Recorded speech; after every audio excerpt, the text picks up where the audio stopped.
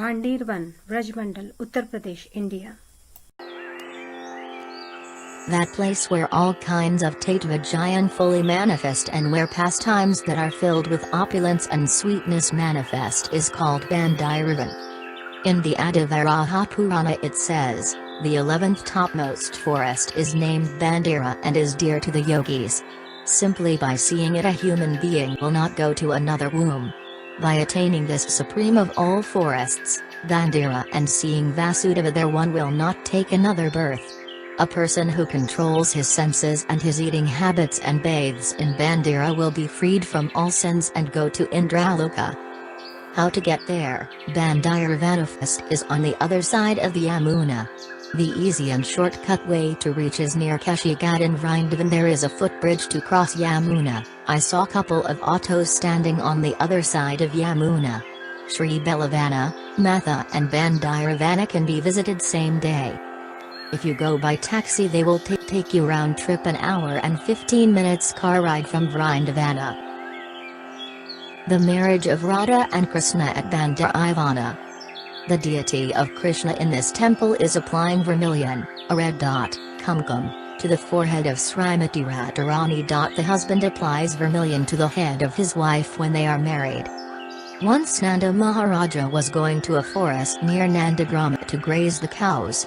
He took with him his little son Krishna, for whom he had great affection and attachment. Nanda Maharaja let all the cows graze in the forest and was taking rest with Krishna under a banyan tree. At that time Krishna wanted to exhibit some special pastime. All of a sudden there was heavy storm with thunder and lightning. Many trees were uprooted, and the branches from other trees were breaking off and flying through the air. Nanda Maharaja became worried about how to return home with his little boy, and how to take care of all the cows. Krishna was very afraid of the storm and was clinging to Nanda Maharaja's neck in fear. Then, in the distance, Nanda Maharaja saw Radharani approaching. He was surprised to see her alone in the forest. With tears in his eyes and with great devotion, he said to her, "O Rad, I have heard about you from Gargamuni.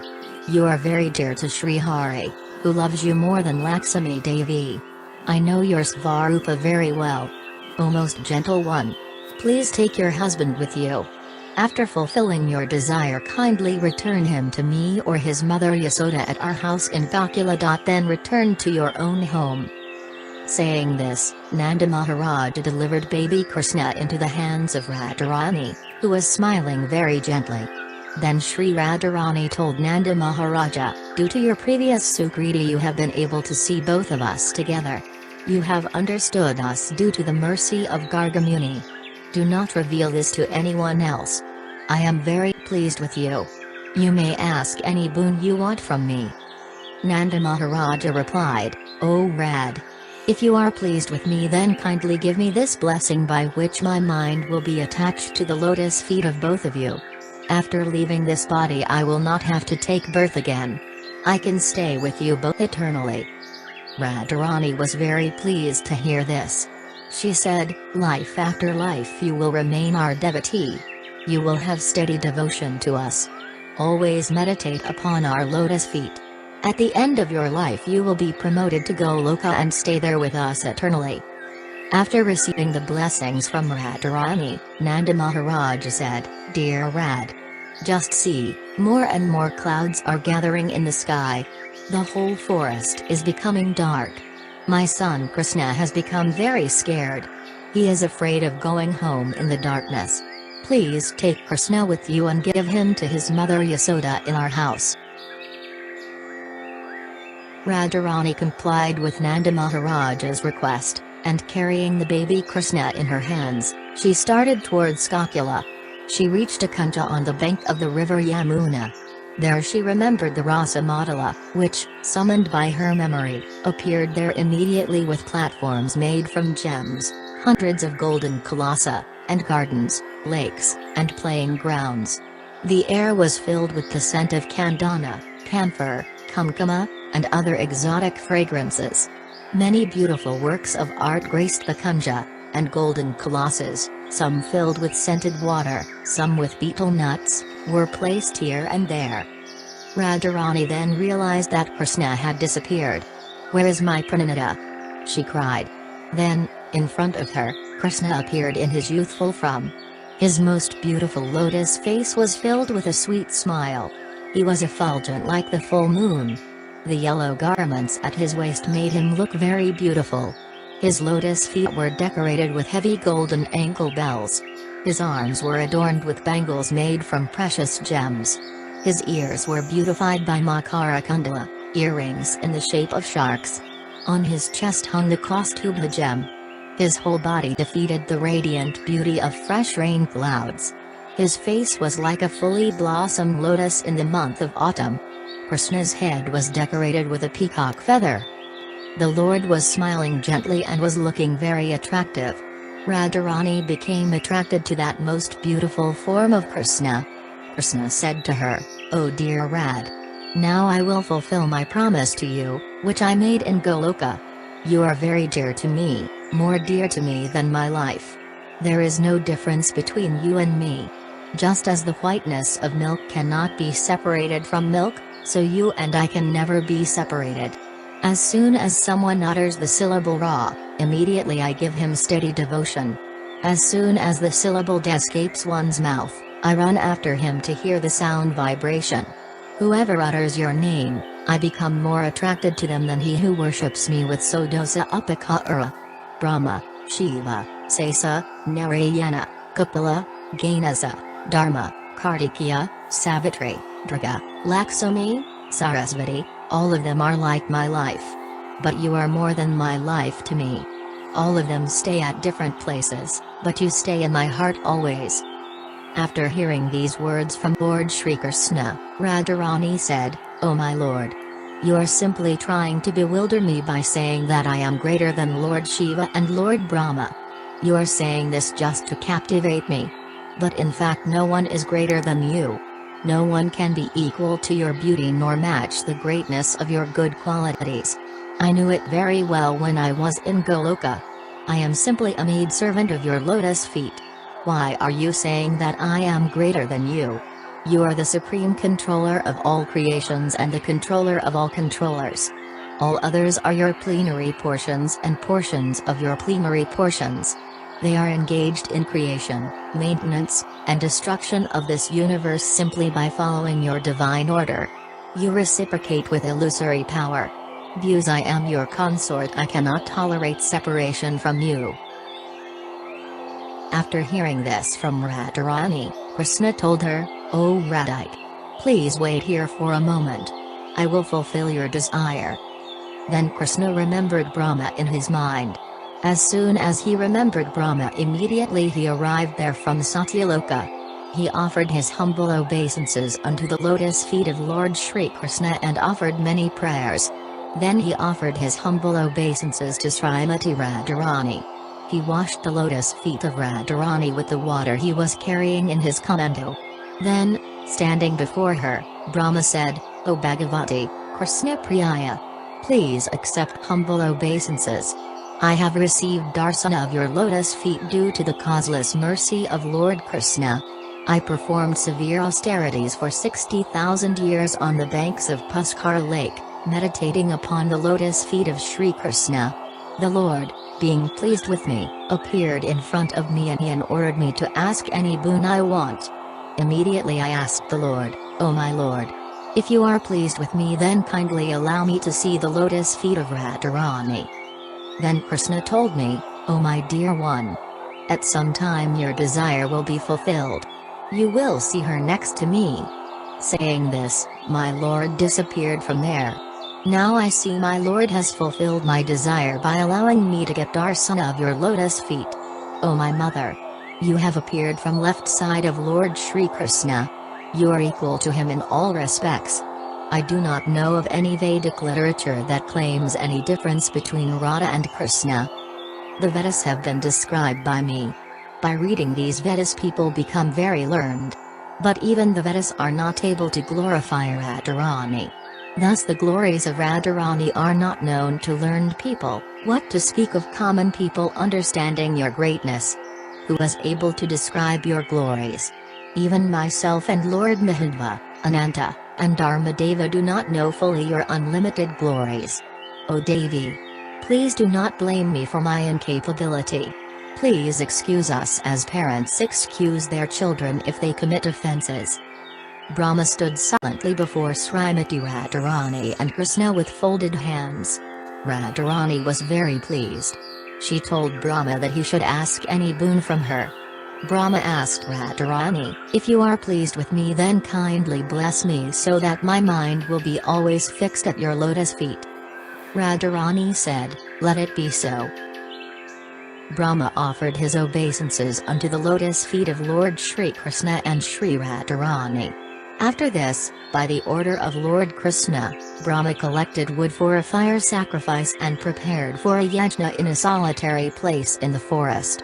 Lord Krishna and Radharani went to sit next to the yajna kunda.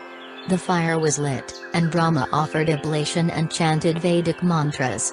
Radharani and Krishna circumambulated the yajna kunda 7 times. When they sat, Brahma put their hands together and bound them while chanting proper Vedic mantras.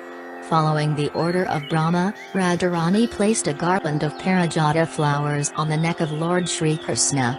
Then Krishna also put one garland on the neck of Radharani. Radharani sat at the left side of Krishna. Then Brahma paid his respects and offered Radharani to the hand of Lord Shri Krishna. He stood in front of them with folded hands, putting his head down just like the father of a girl approaches in very humble way while offering his daughter. Thus Brahma offered Radharani on to Shri Krishna and glorified them to his heart's content. All the demigods were watching while Brahma was arranging the marriage of Radha and Krishna. In ecstasy they all played different kinds of instruments like dundubi and drums, and sprinkled flowers from the sky. Gandharvas sang beautiful songs while all the heavenly denizens danced. After the marriage of Radharani with Krishna, Brahma asked Lord Shri Krishna, "O my lord, Radhapati, I became the priest for your marriage. What about my Dakshina? Please give me devotion unto the lotus feet of both of you as Dakshina."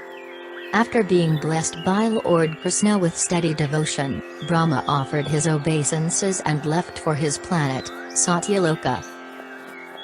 Radha and Madhava began their sweet pastime in a solitary kunja on the bank of the Yamuna. During the course of their pastimes, Radharani's hair became scattered. Lord Krishna very affectionately tied her hair and decorated it nicely with flowers. Krishna's hair was also scattered. Radharani desired to decorate Krishna's hair. As soon as she desired this, immediately Lord Krishna gave up his youthful form and appeared in his baby form, lying on the bed. Radharani saw the Lord in the same form as she had received him from the hand of Nanda Maharaja.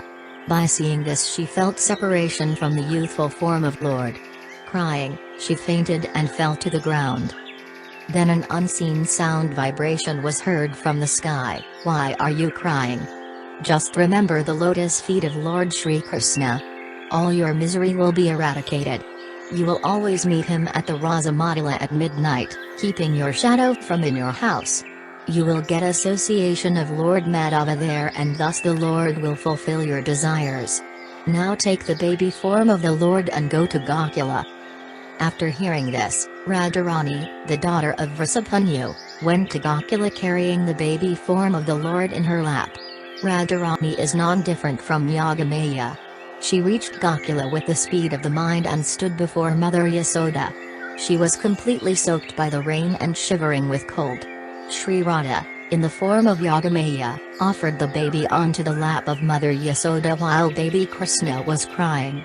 Radharani told Yasoda Ma, "O mother, your husband was in a grazing pasture. This boy was with him. At that time a sudden heavy storm came. Wind started to blow very fast, there was thunderbolts and lightning. Everything became dark. Nanda Maharaja also became very afraid. He gave me this boy to bring to you. I have brought him to you with great difficulty, covering him in my lap. His whole body is shaking due to cold. Please wipe his body and take care of him." Saying this, Radharani left for her village, Raval. Mother Yasoda was very happy to get back her beloved son. She wiped his whole body, fed him cream, butter, sweets, and hot milk. Then she put Krishna to sleep.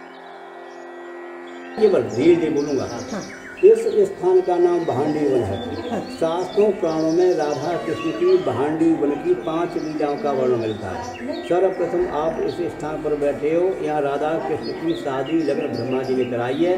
पूरे जगह में देखोगे कृष्ण के हाथों में बंसी मिलेगी, बंसी नहीं है शादी का विग्रह। कन्हैया जी राधा रानी की चुटकी लेके मांग भर रहे हैं। सामने ठाकुर जी का हाथ देखो जो राधा रानी की चंद्रकला के पास में चुटकी का पॉइंट बना हुआ है। जैसे शादी के समय लड़का लड़की की मांग भरता है। जिस समय शादी हुआ है केवल ब्रह्मा जी थे, ब्रह्मा जी आचार्य बने सुत है। राधा रानी के पिता का स्थान ग्रहण करके राधा रानी को कन्यादान किया। दूसरी कथा, ये सामने कूप है। इस कूप का वर्णन 4 युगों में मिलता है। सत्य युग में इस कूप का नाम मत्स्य कूप है। जब मत्स्यवाहन अवतार लेते हैं तो सत्यवत राजा मत्स्यवाहन को लेकर एक घड़ी इस कूप में निवास करते हैं। जब उनका शरीर बड़ा हो जाता है तो उनको अन्य नदी तालाब में ले जाता है। त्रेता युग में इस कूप का नाम यक्ष कूप है। भांडीर जो यक्षनगरी के नाम से इसमें यक्ष का निवास रहता है। ये कूप गुप्त हो गया था। द्वापर में कृष्ण ने बंसी से खोदकर इस कूप को प्रकट किया है। कंस का चचेरा भाई बच्चा सो राक्षस जो बछड़े का रूप धारण करके कृष्ण के गाय बछड़े में मिल जाता है। गाय को मारना बछड़े को मारना कृष्ण समझ गए। कंस का चचेरा भाई बच्चा सो राक्षस है, कृष्ण को मार देते हैं। वाल वाल कहते हैं सारे तू हत्या है, वो पापी है, वो तेरे गाय को बछड़ा मार दिया। कृष्ण कहते हैं भैया गाय का बछड़ा नहीं है, ये कंस का चचेरा भाई बच्चा को राक्षस है जो बछड़े का रूप धारण करके हमारी गजन में आए मिले भाई। ग्वाल कहते हैं इस बात को हम नहीं मान रहे हैं। कलयुग आ रहा है, कलयुग में कोई गाय को बछड़ा मार देगा तो जो कि राक्षस मारे हो, गाय को बछड़ा ना मारे, तू पापी है, वो अलग रहे, हम तेरे साथ माखन रोटी ना खाए। कृष्ण कहते हैं क्या करूं? ग्वाल कहते हैं सारे तीर्थों का स्नान करके आ। कृष्ण कहते हैं तुम मुझसे छलिया कहते हो, तुम मेरी बातों पर विश्वास नहीं करते हो, तुम्हारी संतुष्टि के लिए सारे तीर्थों को यही बुलाता हूँ कि यमुना नदी किनारा है कि सुहानी बंसी मारिए, कुआ प्रकट हो जाता है कि सुहान स्वयं विराजमान हो जाता है। सारे तीर्थ अपना रूप धारण करके सुंदर कलशों मटकों में जल जाकर कृष्ण को स्नान कराते हैं तो उनका पाप दूर होता है। इसके बाद में कृष्ण ब्रजवासी गोपी वाल सखा को भंडारा देते हैं। भंडारे से भांडीरवन हो जाता है। इस समय तुम देखोगे कि जल काले पंखा है। लेकिन सोमवार की मास पड़ती है जिसको सोमवती अमावस्या कहते हैं। सोमवार को प्रातः 4 बजे से साढ़े 6 बजे तक ऑटोमेटिक जमीन से दूध की धार निकलती है और इस कूप का जल ऐसे हो जाता है जैसे दूध का। तीसरी लीला दाऊ जी ने यहाँ पर प्रलम्बासुर नाम का राक्षस था उसका वध किया। चौथी लीला दावा ने पान किए घनघोर मूर्त बन था। कृष्ण गाय बछड़ों को मुँह जुगने में चरा रहे हैं तो जो राक्षस ने आग लगाई है तो कृष्ण ने अपने मुख से अग्निपान दावानल किया। पांचवी लीला दुर्वासा ऋषि की है। दुर्वासा ऋषि तपस्या किया करते थे। कृष्ण की सखियाँ मथुरा से दुर्वासा ऋषि को यहाँ भोजन कराने आई हैं तो कृष्ण भगवान से पूछती हैं भैया यमुना नदी बीच में पड़ेगी, हम कैसे पार होंगे? तो कृष्ण ने कहा है यमुना मैया से कह देना अगर कृष्ण बाल योगी ब्रह्मचारी हैं तो यमुना मैया को हमको रास्ता दें। यमुना मैया ने रास्ता दिया है और दुर्वासा ऋषि को भोजन कराने के बाद वो मथुरा जा रही हैं तो दुर्वासा ऋषि ने बोला है यमुना मैया से कह देना अगर दुर्वासा ऋषि केवल दूब घास का ही भोजन आहार करते हैं तो यमुना मैया को हमको रास्ता है। जो मैंने आपको 5 कथा बताई, इन 5 कथाओं का संक्षिप्त विवरण गर्ग संहिता पुस्तक में जो गर्गाचार्य द्वारा लिखी है। गर्गाचार्य जी वासुदेव जी के कुलपुत्र थे। अगर इन सारी कथाओं को विस्तार से पढ़ना है तो 18 पुराणों में एक प्राण है ब्रह्म वैवर्त प्राण, गीता प्रेस गोरख होगा, उसमें भांडीवन की सारी कथाओं का विस्तार से वर्णन है। ब्रह्म वैवर्त प्राण में कथाओं का सारांश है 5 लाइन का, उसे ध्यान से सुने। एक झाड़ के नीचे राधा कृष्ण बैठे आपस में वार्ता कर रहे हैं।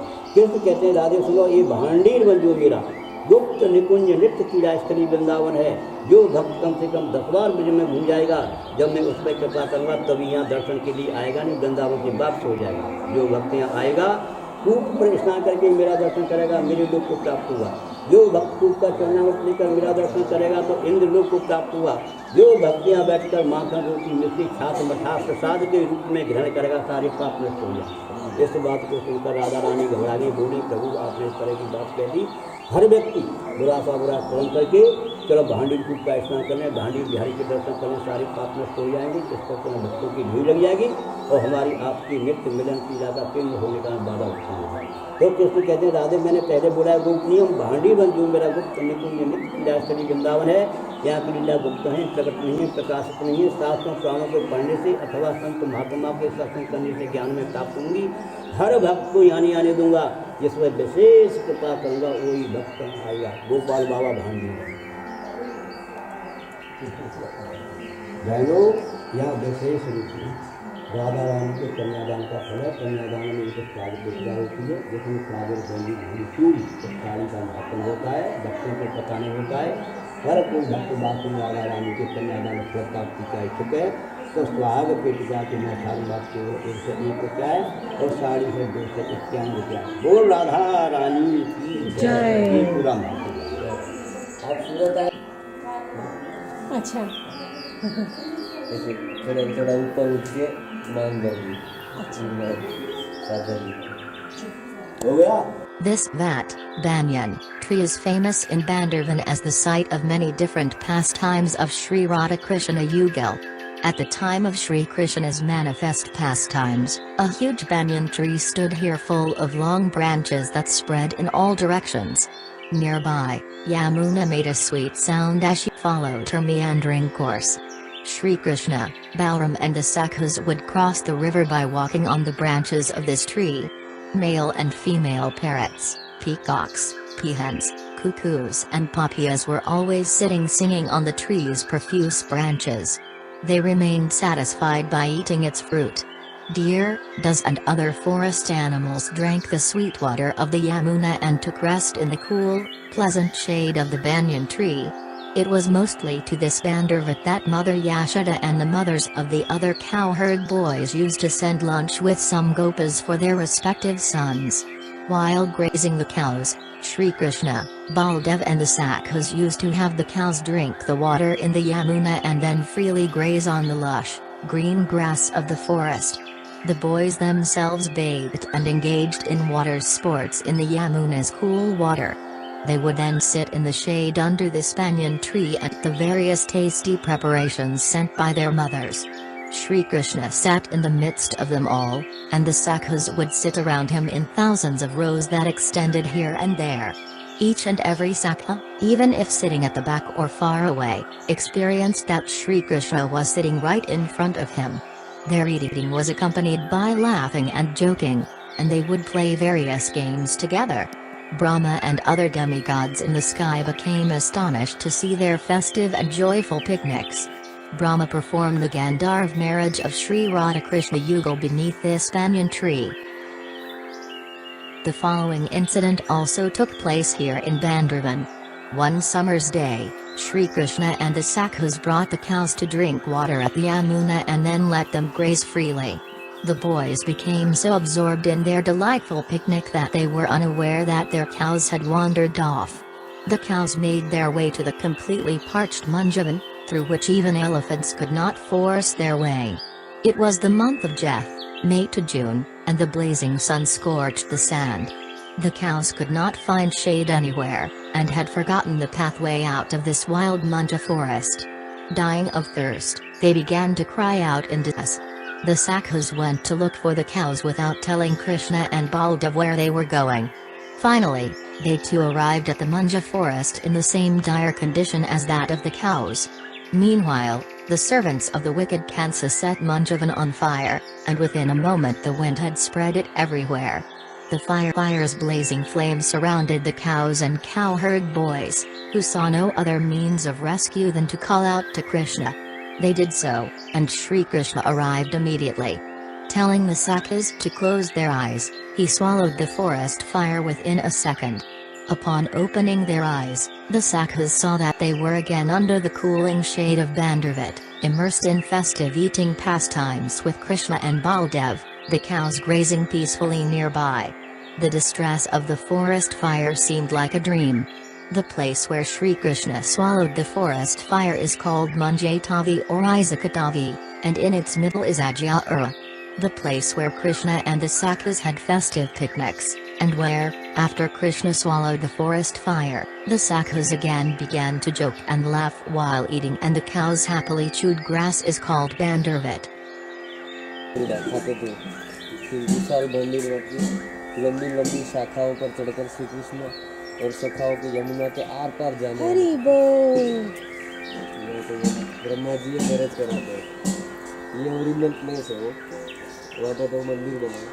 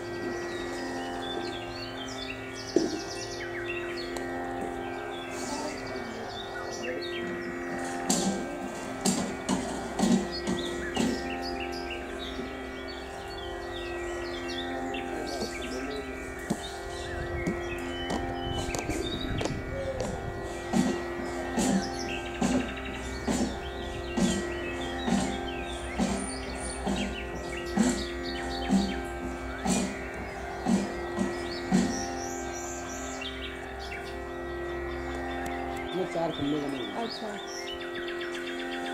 तो वो राधा रानी है। अच्छा, एक राधा रानी है, एक कृष्ण है और एक ब्रह्मा जी है, 3 पेड़ हैं, ऐसा 2 पेड़ हैं। अच्छा,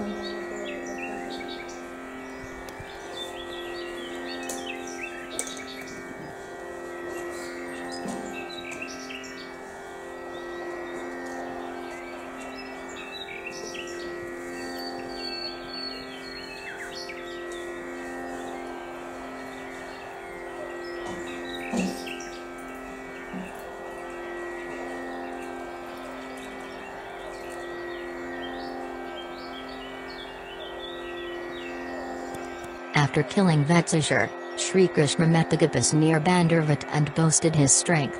The Gopis accused Krishna of killing a cow and forbade him to touch them. Krishna said, "I did not kill a cow but a demon in the form of a calf." The Gopis, however, did not accept this. Krishna then inquired how his purity could be restored, and the Gopis answered, "If you bathe in all the sacred rivers and ponds on the earth, you will again become pure and can touch us." After hearing the words of the Gopis, Krishna created a beautiful well, cup, with his flute, Venu, and summoned all of the earth's sacred places to enter it. He bathed in that well and then met with the Gopis. This well, known as Venu Kupa, is situated near Bandirvana. By bathing in it, one obtains the same result as by taking bath at each and every sacred place. There is a large festival held here every year in the month of Ashada, June to July, on the occasion of Amavasya, or the dark moon day when the moon is not visible. Thousands of Vrajavasis gather to bathe in the water of this well. It is believed that if childless couple desiring to have offspring take bath here on this particular day, their desires will be fulfilled. Locals say that if this particular Amavas falls on a Monday, Somavati Amavasya, the water in the well turns a whitish color just like milk.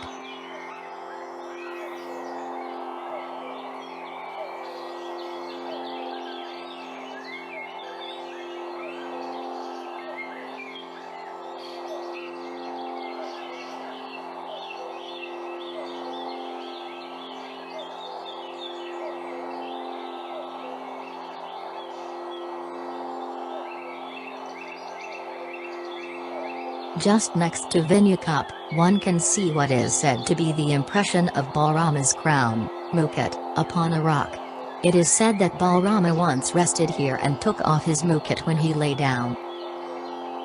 Sri Balbhadra, his younger brother Kanhaiya and the Sakhas used to come to Bandirvana to pasture the cows. Sri Balbhadra presides over the forests on the east side of the Yamuna, like Bhadravan, Bandirvana, Belvan, Gokula and Lavan. Therefore, all these places have temples of Sri Baldev.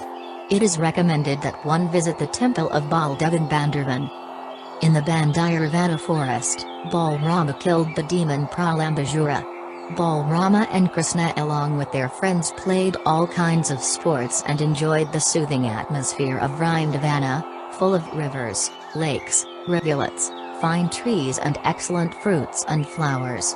Once while they were engaged in their transcendental pastimes, a demon of the name Pralambasura entered their company, desiring to kidnap both Balrama and Krishna. Krishna began to think how to kill the demon, but externally he received him as a friend. "Oh my dear friend," he said, "it is very good that you have come to take part in our pastimes." Krishna then called his friends and ordered them, "Now we shall play in pairs. We shall challenge one another in pairs." With this proposal all the boys assembled together. Some of them took the side of Krishna, and some of them took the side of Balrama and they arranged to play in duel. The defeated members had to carry the victorious members on their backs. The party of Balrama, accompanied by Sritama and Vrisabha, came out victorious, and Krishna's party had to carry them on their backs through the Bandirvana forest. The Supreme Personality of Godhead, Krishna, being defeated, had to carry Sritama on his back, and Bhadrasena carried Vrisabha. Imitating their play, Pralambasura, who appeared there as a cowherd boy, carried Balrama on his back. Pralambasura was the greatest of the demons, and he had calculated that Krishna was the most powerful of the cowherd boys. In order to avoid Krishna, Pralambasura carried Balrama far away. The demon was undoubtedly very strong and powerful, but he was carrying Balrama, who is compared to a mountain, therefore he began to feel the burden, and thus he assumed his real form. When he appeared in his real feature, he was decorated with a golden helmet and earrings. Balrama observed the demon's body expanding up to the limits of the clouds, his eyes dazzling like blazing fire and his mouth flashing with sharpened teeth. At first, Balrama was surprised by the demon's appearance, and he began to wonder, how is it that all of a sudden this carrier has changed in every way? But with a clear mind he could quickly understand that he was being carried away from his friends by a demon who intended to kill him. Immediately he struck the head of the demon with his strong fist, just as the king of the heavenly planets strikes a mountain with his thunderbolt. Being stricken by the fist of Balrama, the demon fell down dead, just like a snake with a smashed head, and blood poured from his mouth.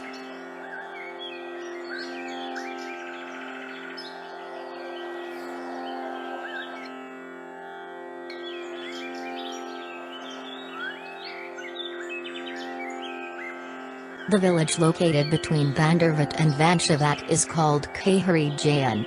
After playing with the Sakhas in Bandirvana, Sri Krishna and his friends used to come here, sit in the shade underneath the trees, and enjoy their meals with much joy and laughter.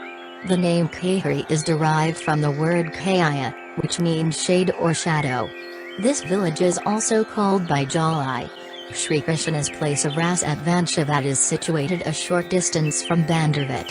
This Vamshi Vata is a different place from the Vamshi Vata in Vrindavana. At the time of cow herding, Sri Krishna would climb this banyan tree and play his flute to call the cows. In this way, he would gather them and bring them all back home. Sometimes, on a beautiful, pleasant night, he would also call his beloved gopis from here, Radhika, Lalita, Vishakha. Upon their arrival, Ras Leela would unfold under this Vamshi Vata.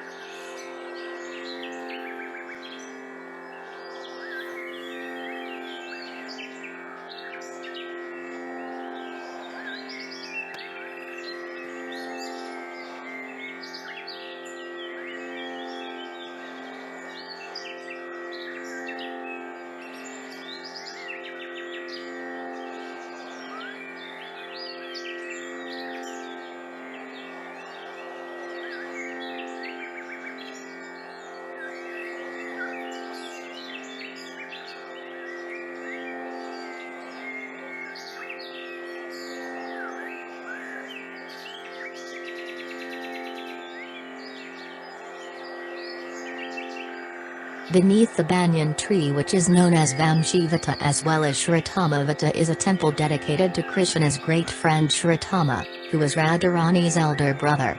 When Sri Krishna went to Mathura, Shridam Sakha was heartbroken. He went to this solitary Vamshi Vata, where he remembered Sri Krishna's sweet pastimes, filling his heart with sorrow. Many days later, when Sri Krishna returned to Gokula after killing Dantavikra, he again met with Shritama here and took Shritama with him. One can have darshan of Shritama in the temple here. This pond, Dalaya, is situated near Vamshi Vata. When the gopis became thirsty during Ras, Sri Somasundar made this pond with his flute and satisfied all the gopis with its luscious water.